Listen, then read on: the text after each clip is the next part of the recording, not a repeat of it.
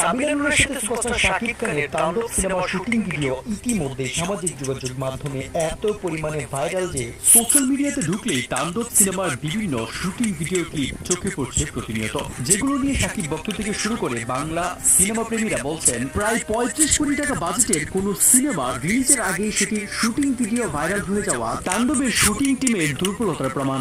একই সাথে আবার অনেকে বলছে, হে ভাই, তোমরা যা ভাবছো ব্যাপারটা আসলে তা না। তাণ্ডব সিনেমার হাইপ বাড়ানোর জন্যই হয়তো পরিচালক প্রযোজকরা ইচ্ছাকৃতভাবেই এমনভাবে শুটিং করছে যাতে বিভিন্ন ক্লিপ ভাইরাল হয়ে যায় এবং এই সিনেমা নিয়ে আগে থেকে আলোচনা শুরু হয়।